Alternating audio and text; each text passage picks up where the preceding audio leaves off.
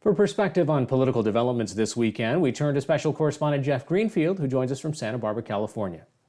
Jeff, if there's an American that is still unclear about how this election is going to turn out, they weren't paying attention for the last 2 days of speeches by Donald Trump. Yeah, I think we've got a pretty clear clue. It actually goes back to his inauguration almost 4 years ago. He's going to define this election as a choice between someone upholding traditional American values and an assorted group of people who don't like America, don't like the history, want to erase it, are perfectly prepared to let unruly mobs tear down statues, create mini civilizations within cities, and essentially just destroy the country. I think they've made a conclusion that given the state of the pandemic, which is clearly not resolved, given the state of the economy, which was not what Trump hoped it would be going into the election, they are going to say it's I stand between this group of quite literally un-American forces and you, the people of the United States.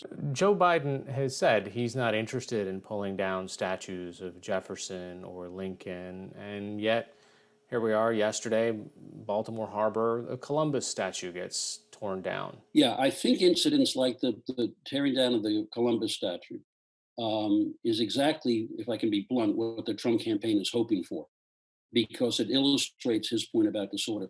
It's very hard to paint Joe Biden as some kind of left wing socialist. If you remember the whole primary campaign, his opponents were saying he's too conservative, too unwilling to make radical changes. So their argument is he will be run over politically by these forces and is incapable of defending you and defending the country. And I have to say, every time something like that happens, where a statue of someone like Columbus or Washington is pulled down, it strengthens his case. And I think that's probably what the Democrats are more worried about than almost anything else right now. Last week, we saw moves by social media companies starting to put their neck out a little further against the president, or at least enforcing their policies, which end up being against the president in some ways. This week, we saw a few more kind of dyed-in-the-wool Republicans that were also willing to speak their minds in opposition of the presidency. What's going on? Yeah, I think this is a potentially significant thing because you're quite right. There are plenty of Republicans who didn't back Trump 4 years ago and have no intention of backing him now. But we saw Mitch McConnell, the Senate Majority Leader, say very pointedly there should be no stigma about wearing masks. Everybody should do it. We saw the House Republican leader, Kevin McCarthy, say the same thing. We saw Liz Cheney in the House leadership put out a picture of her father, the former vice president, with a mask, and also taking Trump to task about the whole question of were Russians paying terrorists in Afghanistan to kill Americans, and why don't you care? We saw Karl Rove, the famous Republican operative, and Chris Christie, the former New Jersey governor, say publicly, you're on a course to lose. Now, we don't want to make too much of this because Trump is still very popular with Republicans, slightly less so than he was, and he's not at 96% like he says, but he's doing fine.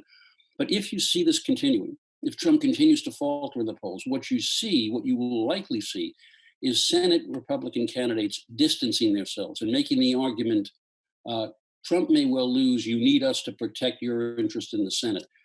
That's going to be something to keep a very sharp eye on as we move into the fall. And speaking of the fall, the situations with the polls in the middle of a pandemic that doesn't seem to be going away, how are people going to be able to cast their ballots? Because in the last couple of weeks, we've also seen the president almost lay the groundwork for a case for fraud, saying, hey, the mail-in ballot system doesn't function, there's fraud everywhere. Again, there's no evidence to substantiate that, but he's making that case, and yet we still have to go to the polls, whether that's in person or by mail.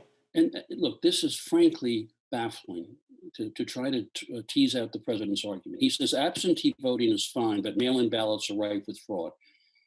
There is no difference. Once you go to excuse-free absentee balloting, which 34 states have, there's no distinction at all.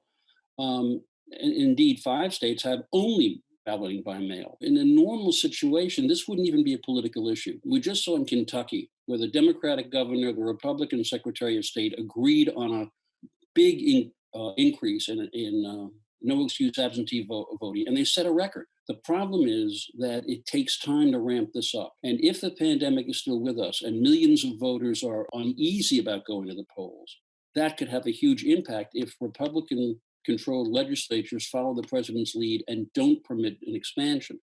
We also should put on the table the fact that while normally or in other years this has not been a political issue, more Biden voters say they are uneasy about going to the polls than Trump voters. So you can see how that could have a political impact. But the idea that you can draw a sharp distinction between absentee balloting, which the president does, and 30% of Florida voters done it, and mail-in ballots, I just have to say it is as lawyers like to say, Harry, it is a distinction without a difference. Jeff Greenfield joining us from Santa Barbara, California. Thanks so much. Good to see you, Howard.